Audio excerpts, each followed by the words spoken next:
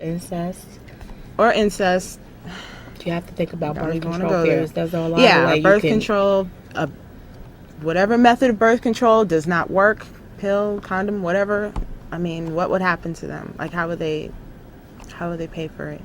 So, with you utilizing a private insurance company to access abortion, how did you feel when you first found out like the language of this amendment and found out that it got passed?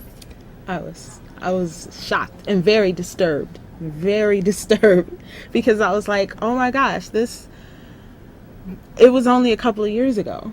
You know what I mean? Like, this could easily pass, and I could easily be in that same situation. I wouldn't be in the same situation, but someone that was in my situation, if this passes, what are they going to do?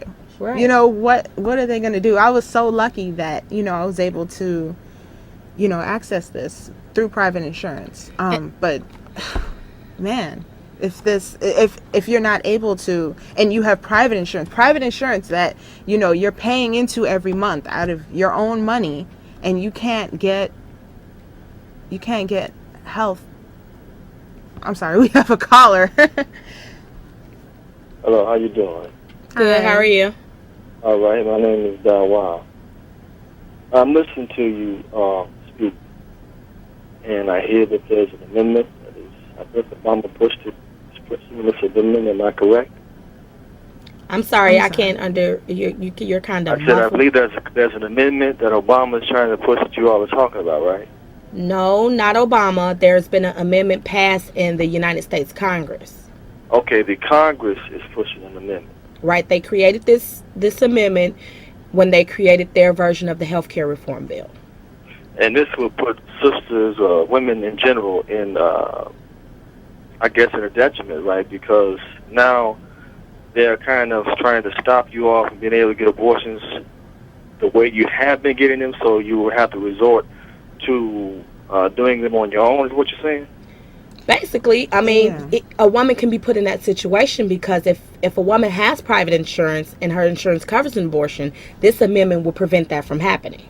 So if they pay for their private insurance, normally like most people do through their payroll check, or if they choose to work with private insurance companies and they're self-employed and buy insurance, this amendment is saying, okay, with your insurance that now covers abortion, if this amendment goes into the healthcare reform bill, then their insurance will no longer be able to cover an abortion.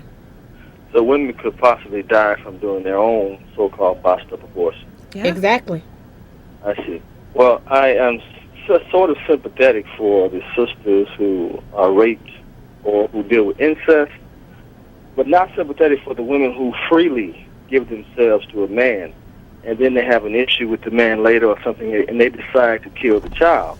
So what I see is retribution and karma coming back from the Most High. Okay. Yeah, we're not advocating, we don't want women to necessarily, we're not out here saying all women should have abortions when they become pregnant. That's not what we're trying to say. That's not what we're about. We're about women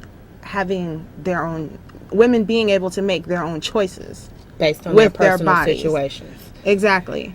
So, I don't know what to say to the last caller. Every situation is different. Every situation is different. Every person's life is different, and ultimately everybody has to make their own personal decision. We just feel like if a woman chooses to have an abortion, that's her choice, and she should have it. Or if she chooses to continue with the pregnancy, that's her choice. We're all about choice here, not about, personal situations. That gets very iffy and very crazy. We just want to be able to support women in any decision they make for whatever reason, because we're not in their shoes. We do not live their life. So ultimately, they have to make the choice that's best for their life and for themselves.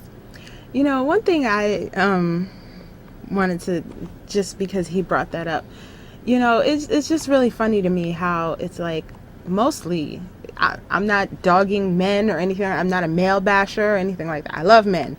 But it's just really interesting to me that it's mostly men that seem to be more anti-choice than pro-choice. I don't know. Am I using the right words here? I don't know if it's most men. Maybe a lot of men don't speak out about it. But, you know, sometimes men can be vocal around being pro-choice or anti-choice. That is true. And some men really strongly support it. So, I don't know. I don't have any statistical figures to support that. But we have another caller. Yes, I just wanted to say that I did agree that it is a woman's choice, that a lot of times that the woman has the majority of the responsibility, whether planned or unplanned. The males seem to have a free pass on the well-being of the child. So the law is set up basically for women to take responsibility.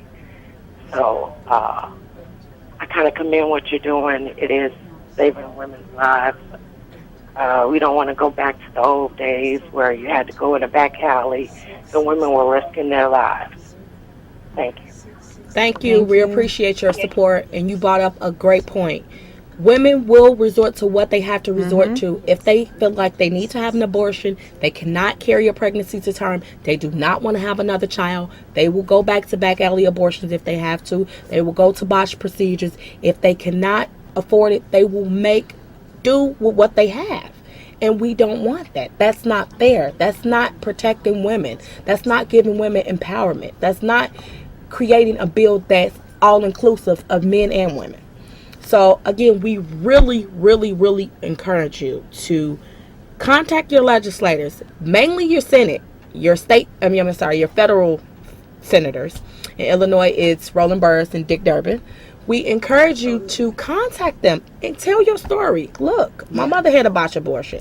We don't want to go back to that. That's just an example. Exactly. I'm going to go to the overhead again. We've had a lot of calls about being able to contact us. So there's our information. Chicago Abortion Fund. You can write to us, P.O. Box 2751, Chicago, Illinois 60690. Number is 312-663-0338. And again, if you need any information, you want to talk more about this issue, you need information on why you should contact your legislators, please, we don't want to see this kind of language, this kind of amendment in the Senate healthcare reform bill. So thank you for tuning in. Good night. Thank you. Have a good night.